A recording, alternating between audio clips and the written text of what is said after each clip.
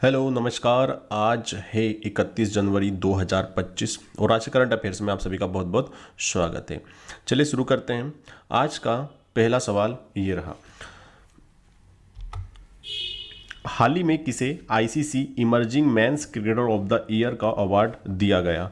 और आप जिस शख्स को ये अवार्ड दिया गया था उस शख्स का फोटो आप ये देख पा रहे हो। ये श्रीलंका के प्लेयर हैं और इनका नाम है कमिंदु मैंडिस। कमिंदु मैंडिस को emerging men's cricketer of the year 2024 का ये पुरस्कार दिया गया है। इमर्जिंग का मतलब ये होता है कि कोई एक नया प्लेयर आया और उसने तहलका मचा दिया।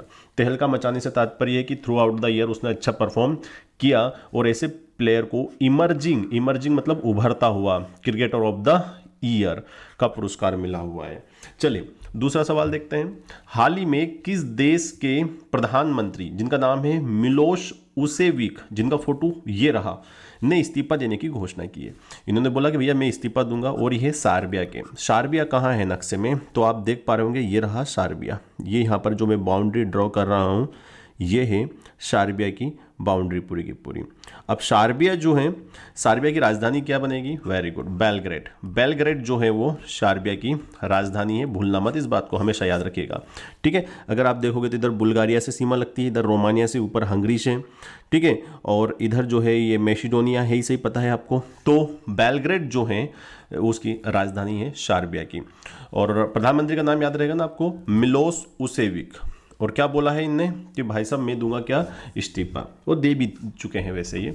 चलिए अगला सवाल देखते हैं हम लोग। हाल ही में किसने यंगेस्ट मैप जीनियस, है ना, ये यंगेस्ट मैप जीनियस है ना, ये जेनियस लिखा है यहाँ पर, ये है genius of India, youngest map genius of India का खिताब जीता है और इनका नाम है सक्षम ठाकुर। इनको youngest map genius of India का खिताब दिया गया था। चलिए आज का जो हमारा चौथा सवाल है, हाल ही में ICC umpire of the year, ICC umpire of the year किसे घोषित किया गया है? और जो शख्स आप देख रहे हो इनका जन्म हुआ है इंग्लैंड में। ये इंग्लैंड के रहने वाले हैं और ये अंपायर हैं। तो ऑब्वियस सी बात है, आपको दिमाग में पल्ले पड़ ही गया होगा कि ये दो तो हो नहीं सकते।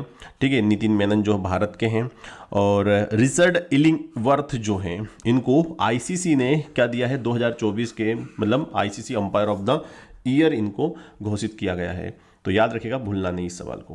पांचवा सवाल, हाल ही में किस देश ने 2025 को समुदाय वर्ष, कम्युनिटी ईयर घोषित किया है?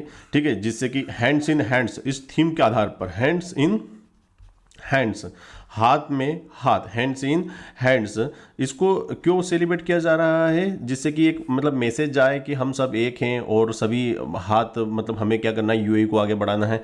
इस टाइप के मैसेज, इस थीम के आधार पर समुदाय वर्ष घोषित किया है 2025 को। और नाम तो मैंने बोल ही दिया था, यूएई। तो यूएई को ये यूएई ने घोषित किया है समुदाय वर्ष 2025 को। आज का छठा सवाल देखिए, हाल ही में नई दिल्ली में आयोजित हैंडलूम कॉन्क्लेव, हैंडलूम शब्द किसके लिए इस्तेमाल करते हैं?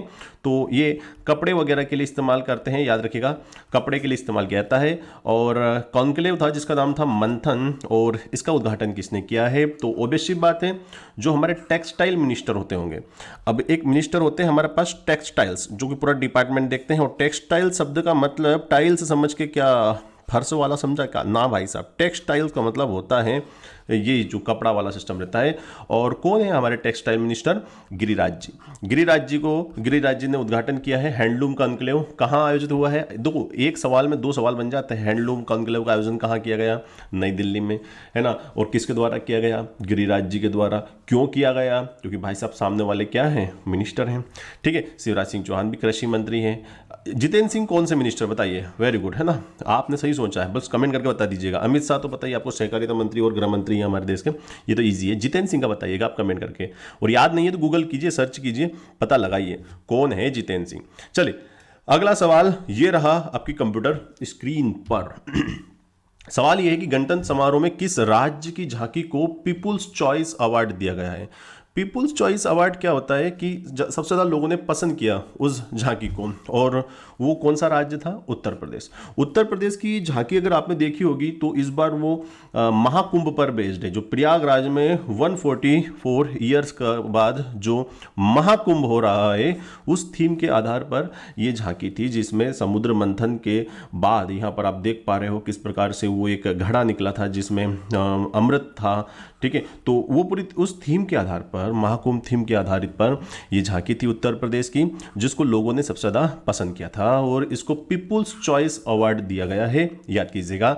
और हमको बहुत अच्छे से पता है कि बेस्ट झांकी 2025 का जो गणतंत्र दिवस समारोह था उसमें बेस्ट झांकी का जो पुरस्कार दिया गया था वो उत्तराखंड की झांकी का दिया गया था। और उत्तराखंड की जो झांकी है वो जो हमारे नेशनल गेम्स होने वाले हैं, 38वें राष्ट्रीय खेल आयोजित होने वाले हैं, उस थीम पर आधारित थी। तो ये सवाल भी हमारा पक गया भाई साहब भविष्य के लिए। चलिए ठीक है ना, ओके। चलिए नेक्स्ट सवाल है, शहीद दिवस कब मनाया जाता है? बहुत ही इंटरेस्टिंग सवाल है। पहली बात तो शहीद दिवस मनाते क्यों? अब शहीद दिवस मनाने के पीछे का कारण क्या है कि हमें एक डेट याद होनी चाहिए, 30 जनवरी। अब सवाल तो मिल गया, आंसर तो आपको पल्ले पड़ी गया है 30 जनवरी को 1948 को क्या हुआ था? तो भैया गांधी जी की हत्या हुई थी। अब गांधी जी की हत्या हुई थी और किसके द्वारा हुई थी? नाथूराम गोडसे ने उनको मारा था। अब देखो पूरा भारत जो है वो इस मुद्दे के ऊपर दो धड़ों में बटा रहता है, हम हर कभी लड़ते रहते हैं ना कि नाथूराम गोडसे ये वो कोई गांधी जी का पक्ष ले रहा है, तो कुछ ऐसे भी लोग हैं इस दुनिया में जो नाथूराम गोडसे का पक्ष भी ले रहे हैं। तो हम इस डिबेट में उलझना नहीं है ना कि कौन सही था कौन गलत था। दोनों सही थे मेरे हिसाब से, दोनों ही गलत थे, ऐसा भी बोल सकते हो आप। तो न्यूट्रल बनने की कोशिश करो, है ना। हमें तो गांधी जी देखो सीधी सी बात है भाई साहब, कितने भी आपको विचार कैसे भी हों, लेकिन मतलब हत्या तो गलत बात है। आपको अगर कुछ दिक्कत थी गांधी जी से तो आपको फिर अलग से सोचना था, बट फिर भी देखो उनका भी तर्क है। उन्होंने भी एक किताब लिखी वाई आई किल्ड गांधी, उसमें उन्होंने भी बताया कि मैंने क्यों मारा गांधी जी को, Y I killed Gandhi ji. तो वो उनके कुछ हम यूँ कह सकते हैं कि उनके अपने कुछ बातें हैं जिसमें वो बताना चाहते हैं कि क्यों मारा, है ना। बट गांधी जी जो है हमारे राष्ट्रपिता हैं, ये बात भूलिएगा मत आप लोग। तो कभी भी कोई कमेंट करना, किसी एक का पक्ष लेना, उसके पहले 10 बार सोच लीजिएगा कि आप किसके बारे में बोल रहे हो। आप एक ऐसे राष्ट्रभक्त देशभक्त के बारे में बोल रहे हो जो कि नेशनल फादर है, भारत के नेशनल फादर। तो थोड़ा सोच समझ के विचार करके बोलिया करो आप लोग, है ना। चलिए, तो ये थे गांधी जी के बारे में शहीद दिवस मनाया जाता है। गांधी जी के बारे में मैं आपको 5 फैक्ट इंटरेस्टिंग बताऊंगा जो एग्जाम में आएंगे। अभी 5 फैक्ट कौन से? 5 ऐसी चीज़ें जो गांधी जी से संबंधित है और एग्जाम में आएगी। पहली बात तो 9 जनवरी जो तारीख है वो याद कीजिएगा। 9 जनवरी 1915 को क्या हुआ था? बोले सर गांधी जी भारत लौटे। और गांधी जी भारत लौटे तो भाई साहब क्या हुआ? तो उन्होंने क्या किया मालूम आपको? गांधी जी ने इस दिवस को जब लौटे थे तो इस दिवस को क्या मनाया? पता है आपको क्या मनाते हैं? प्रवासी भारतीय दिवस। प्रवासी भारतीय दिवस हर साल 9 जनवरी को मनाया जाता है। ये बात मालूम है आपको? अरे मालूम है कि नहीं है? Very good. अब एक फैक्ट और बता रहा हूं आपको मैं, गांधी जी के राजनीतिक गुरु कौन थे? अब गांधी जी ने देखो पॉलिटिक्स में किसी एक को तो राजनीतिक गुरु बनाना पड़ेगा ही पड़ेगा। तो वो थे गोपाल कृष्ण गोखले। गोपाल कृष्ण गोखले जी जो थे वो गांधी जी के क्या थे? राजनीतिक गुरु।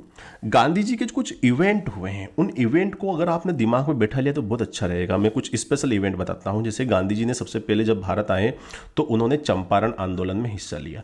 चंपारण आंदोलन के किसानों की क्या समस्या थी? नील की खेती, और उसके लिए 3 कांठिया प्रणाली चलती थी। तो वहाँ के लोगों ने गांधी जी को इन्वाइट किया। गोपाल कृष्ण गोखले ने भी बोला कि यार ये अच्छा मौका है, आप चले जाइए और किसानों की समस्या को सुनिए। तो ये गए वहां पर, ठीक है। एक पहली बार गांधी जी ने जो भूख हड़ताल का प्रयोग किया था वो अहमदाबाद जो मिल थी, अहमदाबाद मिल्स के जो मजदूर थे उनके कुछ कंसर्न थे अंग्रेजों से, और इसके लिए गांधी जी ने हड़ताल की थी, ठीक है। और इसके बाद खेड़ा सत्याग्रह भी याद रखिएगा आप लोग, खेड़ा सत्याग्रह भी वही इवेंट है। अब देखो गांधी जी का जिस जिस आंदोलन के द्वारा गांधी जी पॉपुलर हुए वो सबसे खतरनाक वाला 1920 में शुरू होने वाला कौन सा आंदोलन? असहयोग आंदोलन, नॉन कोऑपरेशन मूवमेंट, अंग्रेजों का सहयोग नहीं करना है। ठीक है, असहयोग आंदोलन 1920 में गांधी जी को पूरे भारत में पॉपुलर करवाने वाला ये आंदोलन था। ठीक है, असहयोग आंदोलन। ठीक है, बट आपसे एक सवाल और है कि गांधी जी ने इस आंदोलन को वापस ले लिया था 1922 में। कौन सी घटना थी वो? चोरी चोरा कांड। चोरी चोरा कांड जो हुआ था उत्तर प्रदेश में, है ना, ये चौकी को जला दिया गया था एक, जिसमें बहुत सारे अंग्रेज पुलिसकर्मी थे वो मारे गए थे। तो इस घटना के कारण गांधी जी ने इस आंदोलन को वापस ले लिया था, असहयोग आंदोलन। फिर गांधी जी का एक और अच्छा इवेंट है, आपको पता है 12 मार्च को गांधी जी ने दांडी यात्रा शुरू की थी। उसके बाद गांधी जी ने सविनय अवज्ञा आंदोलन, गांधी जी ने कौन सा आंदोलन शुरू किया था? सविनय अवज्ञा आंदोलन। सविनय अवज्ञा आंदोलन गांधी जी के द्वारा शुरू किया गया था, ये बात आपको पता होनी चाहिए। ठीक है, तो सविनय अवज्ञा आंदोलन था। उसके बाद गांधी जी का भारत छोड़ो आंदोलन कब हुआ था? ये भी सवाल बच्चों वाला रहेगा कि भारत छोड़ो आंदोलन गांधी जी ने कब शुरू किया था? वो किया था 1942 में, भारत छोड़ो आंदोलन 1942 में। और फिर क्या हुआ था? और फिर उसके बाद की कहानी आपको पता ही है। क्या हुआ था उसके बाद कि गांधी जी की हत्या कर दी थी 1948 में। किसके द्वारा की गई थी? नाथुराम गोडसे के द्वारा। चलिए, आज का 9वां सवाल आपकी कंप्यूटर स्क्रीन पर ये रहा। हाल ही में चर्चित लेजिम नृत्य, बहुत प्यारा सवाल है और एसएससी जीडी का सवाल पक्का है, एक नंबर भविष्य में आपका पक्का। पक्का बोले तो पक्का। क्या सवाल है कि लेजिम नृत्य किस राज्य का लोक नृत्य है? और इसका बहुत ही प्यारा सा जवाब है महाराष्ट्र। ठीक है, इसके पहले का जो सवाल था हमारा, उसमें पूछा गया था शहीद दिवस कब मनाया जाता है, तो आंसर आपने दिया था 30 जनवरी के, और कुछ फैक्ट मैंने बता दिए थे, वो आप याद कर लीजिएगा। अभी क्या हुआ कि जो हमारे वीर है ना, संभाजी जो हैं, और उनके ऊपर एक पिक्चर आ रही है, छावा करके पिक्चर आ रही है। तो उसमें एक गाना है, उस गाने में लेजिम डांस के बारे में कुछ स्टेप्स है, और वहीं से एक सवाल मतलब उठा है इस पिक्चर के ऊपर कि इसमें गलत तरीके से पेश किया गया है। लेजिम नृत्य एक लोक नृत्य है महाराष्ट्र का। इसमें 2 स्टिक होती है, आई डोंट नो इनको क्या कहा जाता है, स्टिक होते हैं, उनमें कुछ लगा रहता है ऐसा, और ये कपल डांस होता, मतलब कपल नहीं, ग्रुप डांस होता है। ग्रुप डांस होता है जिसमें महिलाएं और पुरुष दोनों शामिल हो सकते हैं। और लेजिम नृत्य जो है वो महाराष्ट्र का लोक नृत्य है। अभी एक मूवी आ रही है तो उसके ऊपर थोड़ा कंट्रोवर्सी हुई है कि इसमें लेजिम नृत्य को गलत तरीके से पेश किया गया है।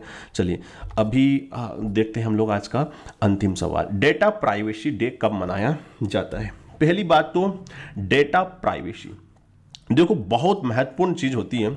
डेटा प्राइवेसी डे हर साल 28 जनवरी को मनाया जाता है, 28 जनवरी को। अब देखो प्राइवेसी है ना, देखो हमारा डेटा हमारी प्राइवेसी होती है, चाहे वो कोई सा भी डेटा क्यों ना हो फिर। ठीक है, अब देखो ये एक प्रकार का हमारा जो राइट टू प्राइवेसी होता है ना, जिसको हम बोलते हैं निजता का अधिकार। निजता के अधिकार के अंतर्गत हमारे डेटा भी सुरक्षित होना चाहिए, जिसको हम बोलते हैं डेटा प्रोटेक्शन। अब डेटा का प्रोटेक्शन नहीं होगा तो हमारे डेटा का कोई भी मिस यूज कर सकता है। तो ये भाई साहब बहुत जरूरी है, बहुत जरूरी, क्योंकि निजता का अधिकार इट मीन्स हमारे संविधान में अनुच्छेद नंबर 21 का संबंध जो है वो प्राण एवं दैहिक स्वतंत्रता से, प्राण एवं दैहिक स्वतंत्रता, जिसको हम शॉर्ट में क्या बोलते हैं? जीने का अधिकार। जीने का अधिकार के अंतर्गत एक और चीज आती है, क्या आती है? Privacy, data privacy. निजता का अधिकार इज आल्सो जीने का अधिकार। निजता के अधिकार जो होता है वो हमारे संविधान के आर्टिकल नंबर 21 के तहत ही आता है।